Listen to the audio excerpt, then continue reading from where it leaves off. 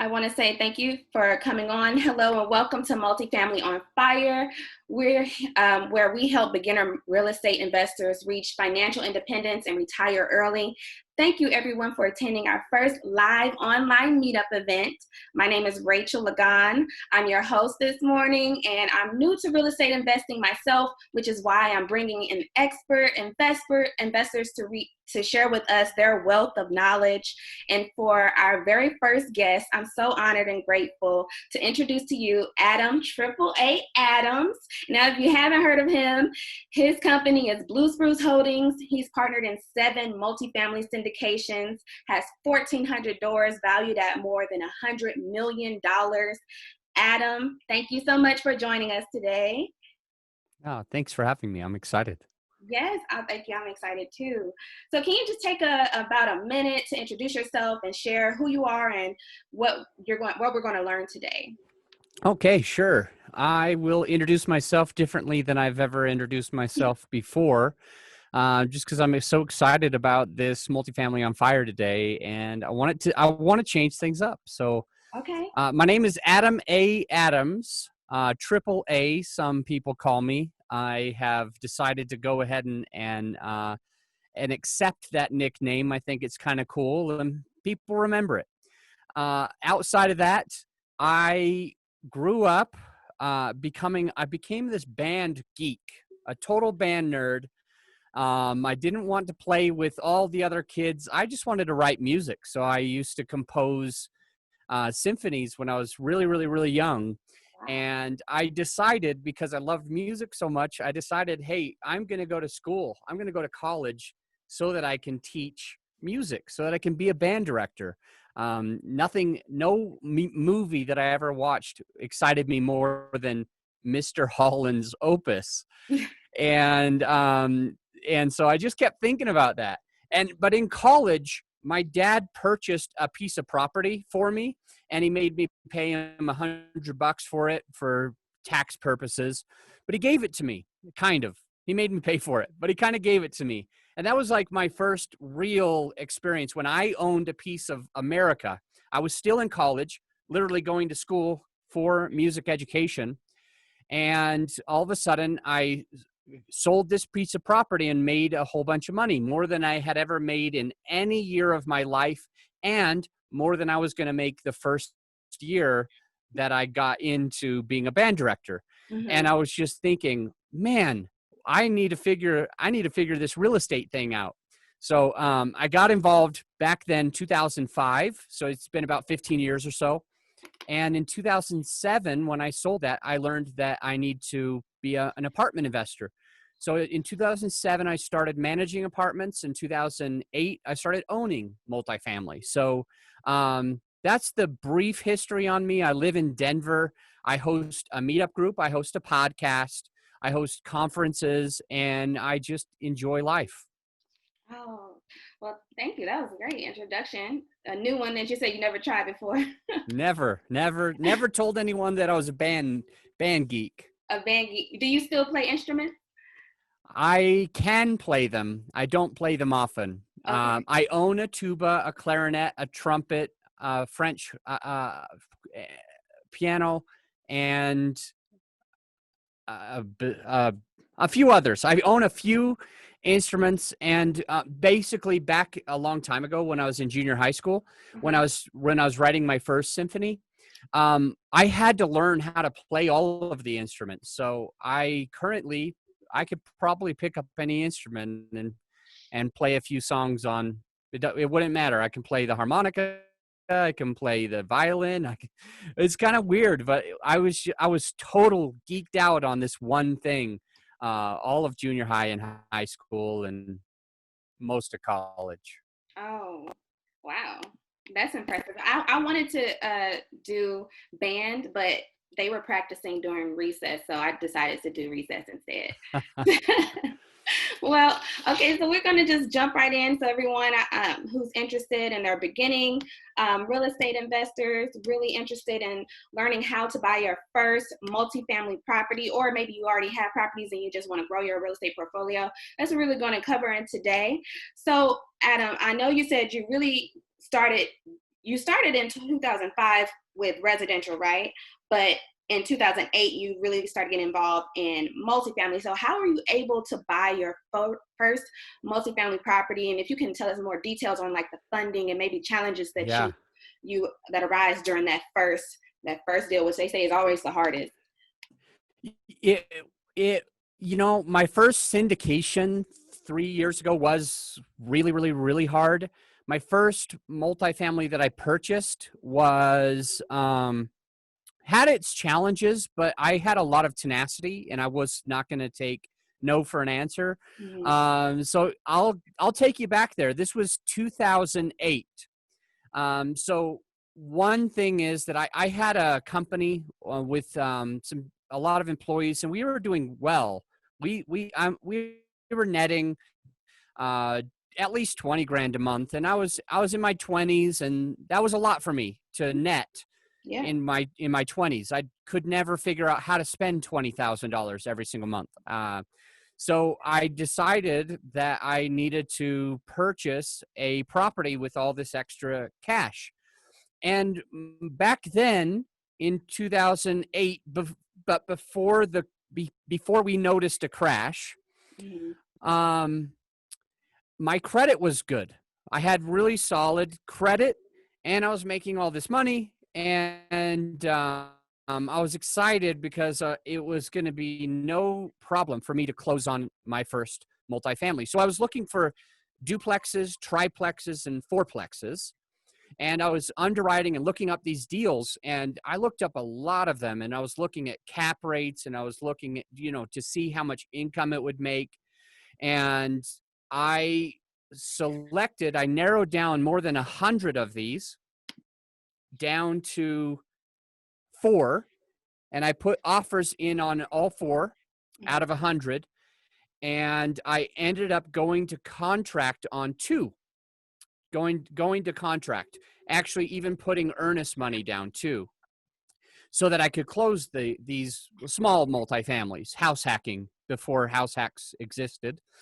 And so here I was thinking, this is going to be awesome. It was October of 2008. And if anybody remembers 2008, in September of 2008, you could just be alive. You didn't even have to have a job. You remember ninja loans? No income, no job. Ninja, no Oh. income, no job loans. The ninja loans were happening from 2006, 7, and 8. And in September, I could have easily bought any property that I want without having a job. It wouldn't have mattered about my credit. But in October, it was different. It was completely different. So here's what happened with the funding and the challenges that I had with my first ever multifamily in 2008. In October, I said, look at my bank statements. I can prove that I'm making this much. I said, look at my credit score. It's super decent. And they said, hey, you haven't owned this company for over 2 years yet. So you only have 1 year of tax returns showing that, plus your bank statements. We now need 2 years because the economy is getting crazy and there's no more ninja loans. And so I went to the first bank and I said, I need to buy this. Look at all my credibility. I can do this. Look at my tenacity. Look at my excitement. Look at the knowledge that I did. I just managed apartments for over a year before this. And so like you have no better borrower. Then I went to the second bank because they kicked me out. They said, no, Adam, you can't do that. We don't care about these other things. I went to the third bank. I went to the fourth bank. I went to the fifth bank. I went to the sixth bank. I was starting to feel a little bit defeated after the sixth bank. I'll be honest. After 6 banks, I was just like, holy cow. Like, why am I having such a hard time getting a loan? So the company that I owned it was a handyman. It was a commercial construction. It was a construction company. And one of my clients I knew had a decent amount of money in the bank. And so I asked him, I said, hey, Tom, is there any way that you would want to partner in a deal with me? He goes, sure. How much experience do you have? And I said, well, I've been managing these 23 units for about a year. So I've got some experience. And he says, how's your credit? I showed him. And he said, how much you're making? And I showed him. So he said, yeah, I'd love to partner with you. So he put in like 370,000 or so and bought this thing cash. And then what he did is he made a mortgage to me.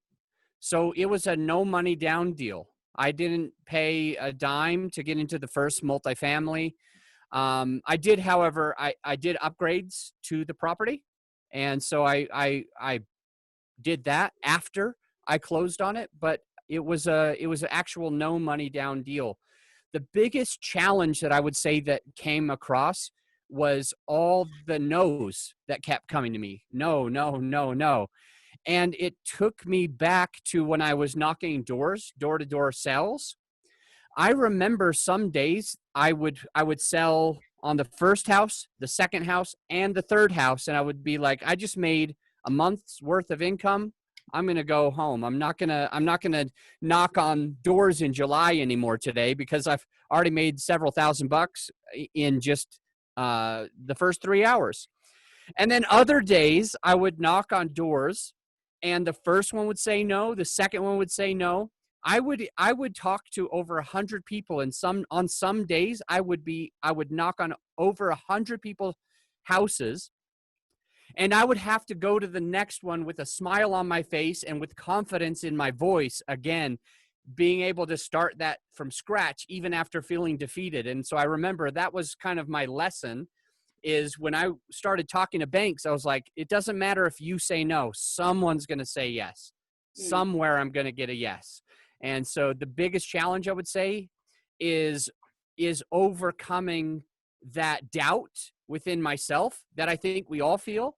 We all kind of feel like we're not good enough, we're not smart enough, we're not wealthy enough, we don't have the right connections. Or when we hear no, a lot of times we're like, well, I've heard no so many times, it means that everyone's going to say no. And the only reason I got through it is because I knocked on another door. Persistence, determination. That's what this life is all about, is if you know what you want, you just cannot quit. But I will tell you some other challenges on that property that came a little bit later. Okay. Is that the economy really hit in Utah, and I was afraid of having empty units and having to pay all of that mortgage. And so what I did, which you should not do, what I did is I said to myself, man, it doesn't matter who I have that's going to come and live here. If they can breathe and they tell me that they have rent, I'm letting them in. So I stopped doing due diligence. I stopped worrying about it. I stopped calling references. I just wanted a body in there, and it turned out against me because I only had one tenant, which was one of my roommates, paying. Everything else was not paying. I was having to cover all the mortgage, and I was thinking it was their fault. I was thinking, man, these guys are just horrible people. Man, like, how did this luck happen to me? But no, I controlled that. I let that happen. And so when you become a landlord, the hard part is, if I was managing other people's stuff, it was really easy for me to be a hard A. It was really, really, really easy for me to be like, sorry, the owner says you got to do this or you're gone. But when it was mine, I was like, oh, so you could pay Friday? Okay, we'll waive the late fees. We'll just get your money on Friday. And that kept getting pushed back. And one of them ended up having like drugs, like tourniquets and spoons and lighters and random stuff that I'm not sure what the drugs were, but they were doing it right there in the room, and they went to jail, and I had to bring the police into the place, and they confiscated all this stuff. And so I made a few mistakes. And the big mistake there was that I didn't really vet the people. I came from a place of need. I came from a place of if I don't have somebody in here, I'm going to have a hard time paying my mortgage. And it blinded me. And I brought in just whoever I could without thinking about if they were the right people. And that's a lesson that goes for anyone you partner with, but certainly any of your tenants, your residents, the people that are going to be paying you rent. So since you basically skipped on the due diligence, what should you have done for us beginners when we get our property? How do we effectively do proper due diligence? On your tenants, right? Yeah, on our tenants, yes. Okay, perfect. Number one, you need a contract. And I thought I was too cheap to actually have a contract. Oh, And so I didn't sign anything. They didn't sign anything. And you know why? Because $300 seemed like a lot to me. oh. I wasted so much money by not paying an attorney $300. I wasted so much money because I didn't do that. So that's the first thing, is you got to have an actual contract. And it should not be a contract that you're just getting off of Bigger Pockets. It should not be a contract that you're just downloading. You should actually call an attorney, tell them what you're worried about, and that attorney will draft it, and it's going to cost you money up front, but it's going to save you money on the back end. Mm-hmm. Second thing that you definitely need is to get references. So you'll have an application, and you'll actually have them pay you for the application processing. And a lot of tenants, we don't want to fill out an application. We don't want our credit to be checked. We don't want to feel exposed, right? A lot of people don't want that. But if someone doesn't want it, but they're still willing to let it happen, they're probably the right people. And if someone doesn't want it and so they leave you, you've probably just vetted them already. But once you get that application, there's going to be places on the app that they are saying that that these are their references. This is where I've worked. This is where I've lived. These are my old landlords. This is character references. And what I used to think is, man, if they're going to put all these names and phone numbers, they're obviously good people, because I could call them. So I didn't call them. So what I would suggest to you is that you call the references. Okay. Here's another issue that can happen. An issue that can happen when calling references. And I bet you there's someone on this call that's done this. Either they've done it by grabbing their friend to help them, or they've done it by being the friend for the other person. Mm-hmm. Because it happens more than we think it does. I'm applying to move into a place. I say, Rachel, can you please answer the call? Say that I lived at this address. Say that I'm a good person. Say that I paid you on time every single month. Say that I did this, and you'll be my old landlord. And so you're prepared with the right questions to answer. And all of a sudden, out of nowhere, the person who's calling hears all the right answers. So you want to be cautious about that. You kind of need to vet the person. You kind of need to, here's an easy thing that you can do, is after you see the references, you look at the address of a reference, then you can easily, most states let you do this. You look at the tax records of that address, and you can pull up the owner of almost any house. So if they say, this is my landlord, Rachel, at 123 Main Street, but then I look at 123 Main Street and Lawanda owns it, not Rachel, then that's an immediate red flag. Mm-hmm. That makes sense? Yeah. So you look at the names, you can skip trace some of this, but you got to do some due diligence on who they're giving you as references. Okay. The next thing that I would say is you do a credit check. The next thing that I would say is when you're taking the $29 or the $30 or the $25 or whatever you charge as an application fee, you're charging an application fee. And most people, they're like, oh yeah, I'm just going to collect application fees and then just choose the one that I like the most. That is bad for you. Okay. Just to collect all those application fees and not use them, it's bad for you in the future. So just like the attorney, how you got to pay the money up front so that you can save it on the back end, you got to get rid of this $29 by actually doing a full background check on the person who wants to move into your place.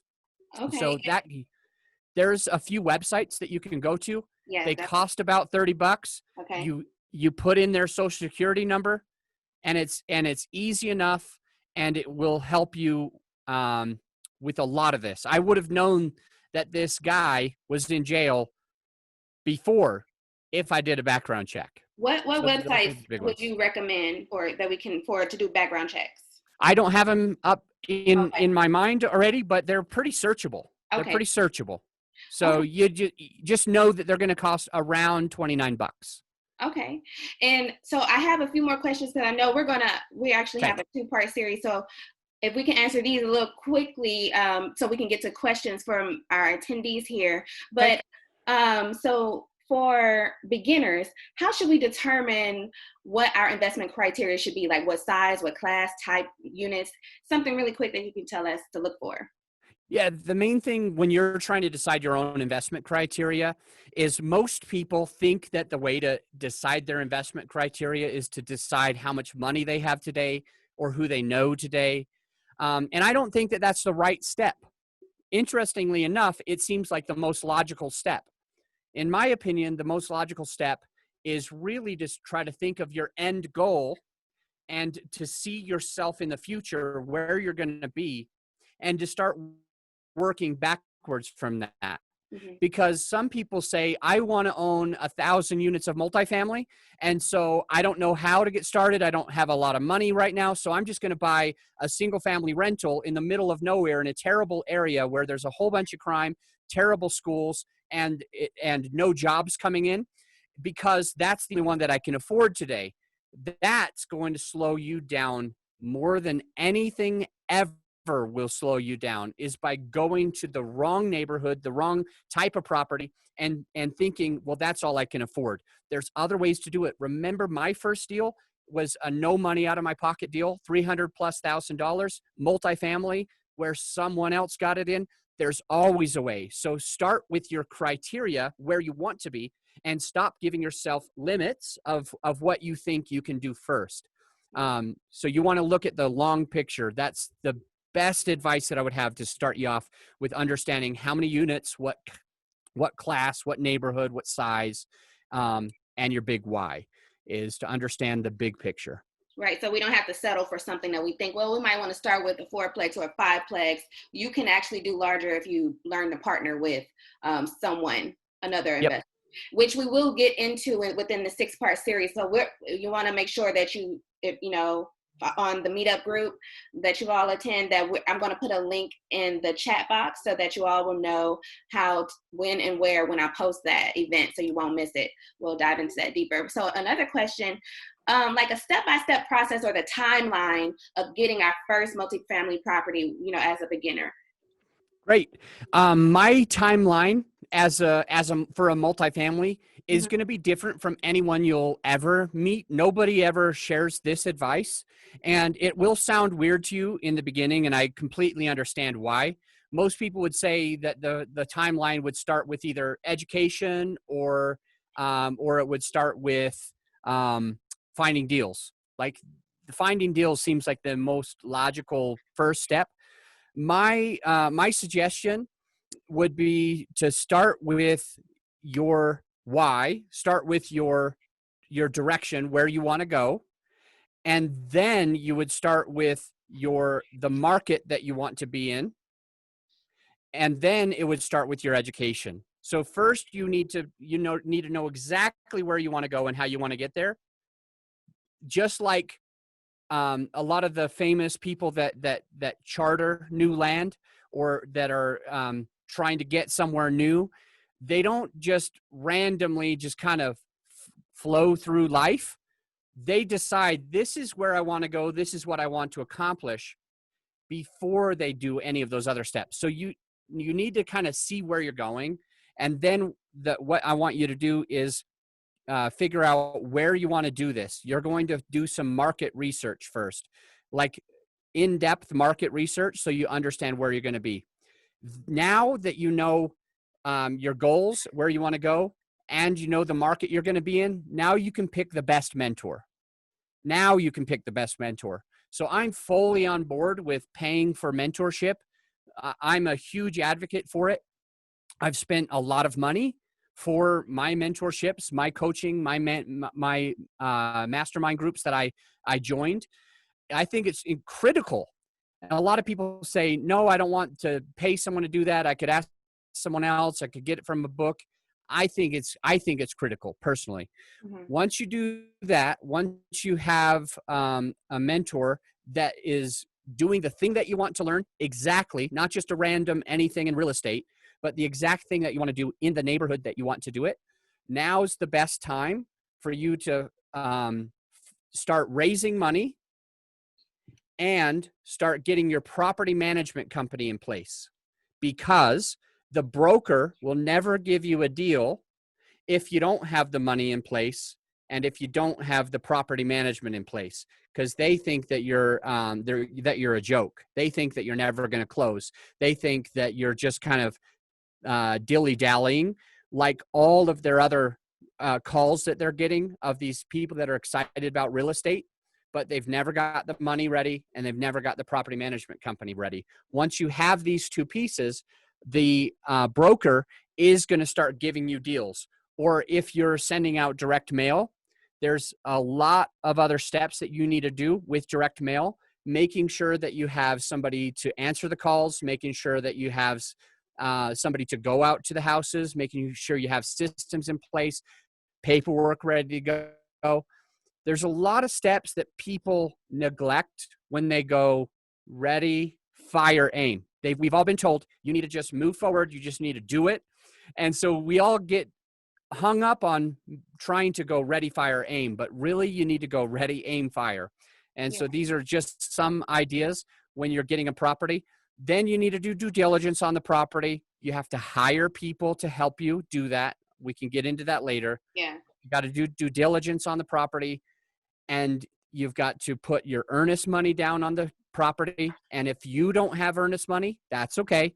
You can partner with somebody who has earnest money and doesn't have a deal.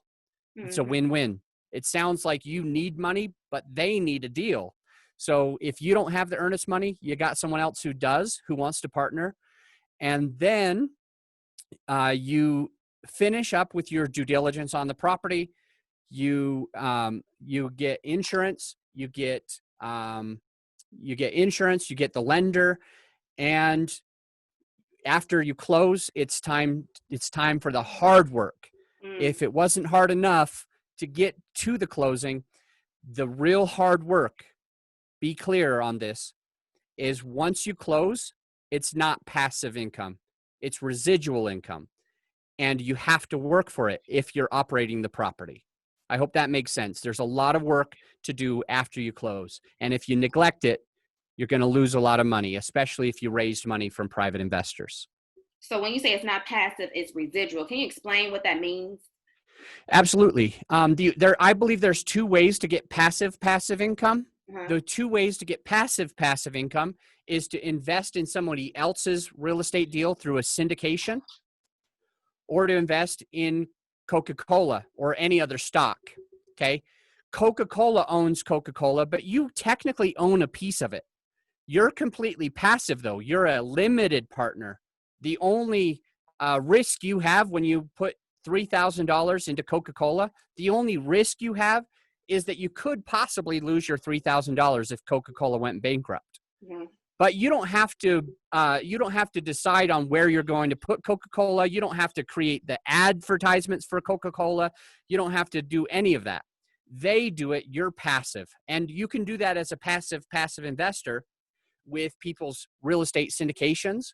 But if you're operating the show, if you are Coca-Cola, yes, you will be making money on a regular basis. It is residual. It does continue to happen. But if Coca-Cola, if the CEO of Coca-Cola just completely quit, if the management quit, Coca-Cola would be gone. You can't have the jockey completely gone.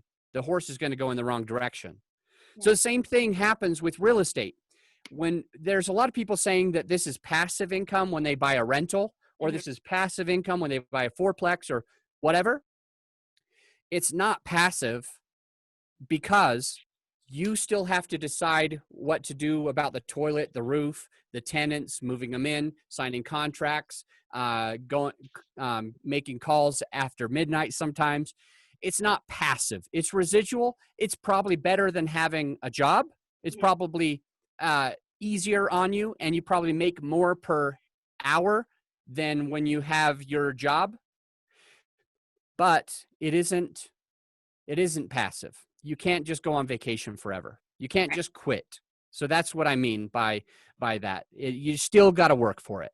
So I know that I know you said with your first property, you were more like the landlord kind of, or so to speak, or like you managed it yourself. Now, yeah. I understand with that, of course, it'll be more hands-on because you're there, But what about, can you talk about when hiring a property manager? Isn't it less work, but you just manage the manager?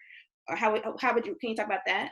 Yeah, it totally depends on the market that you're in. If you have a really good market, this is why selecting the market is one of the very first things that I suggest you do. And then selecting your property management company is the second thing you do.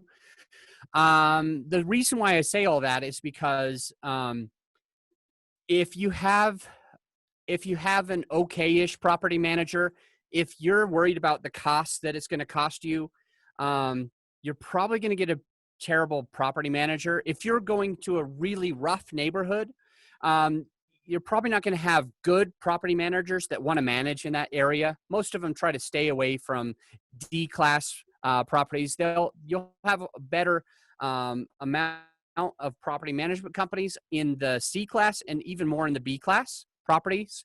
Newer neighborhoods, nicer neighborhoods, higher priced houses. You're going to have a little bit more success there. And so if you're trying to manage the manager of a D class, you may as well slit your throat. It's the worst. Don't even do it. If you're trying to manage the manager of a C class, you're going to still work pretty hard.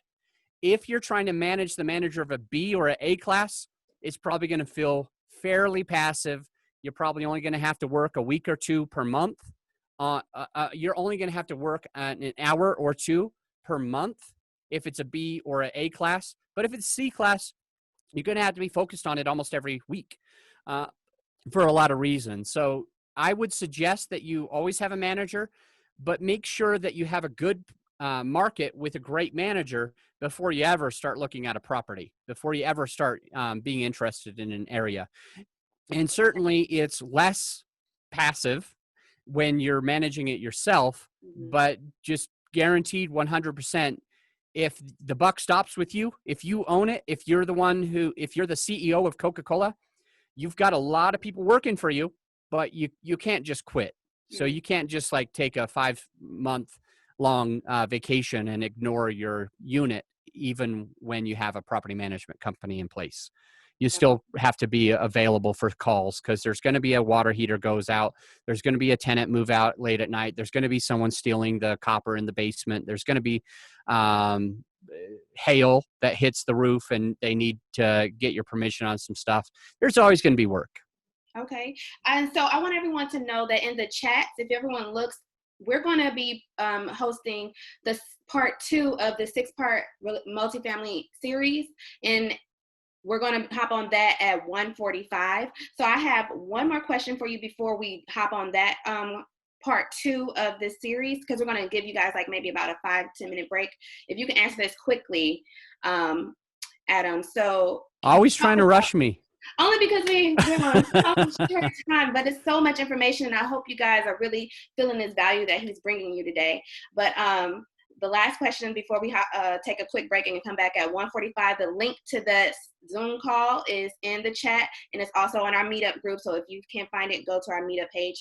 But also the last question, Adam. So you said make sure that the market that we pick is good. Can you just break down to us really quickly, what are some details about what makes a good market so we'll know where to invest first? Yeah, the biggest ones about a good market is going to be the school systems. So look for schools, good schools. If you see strong schools, it means a lot of different things. It means that the government's putting the money in the right places. And it will have a long-lasting effect for strong for strong crime, Mm-hmm. for being able to have a good crime rate. So if you only look at crime rate, you could be blinded by things, because if you look at crime rate and last year there was like 1 million people in jail and today there was no people in jail, all it could mean is that in the last few months, the governor locked a bunch of people up. But it doesn't solve the long-term effects like a good school system will. So good schools, huge. If you're looking at schools and if they're rated out of a 10 and they're under a 6 out of 10, do not go into that area. There's no reason to do that. If it's a 6 plus, now you're okay to start looking at it. The next ones is going to be population growth. So I don't want to say that there's always a population number. We like over 1 million people in the metropolitan statistical area.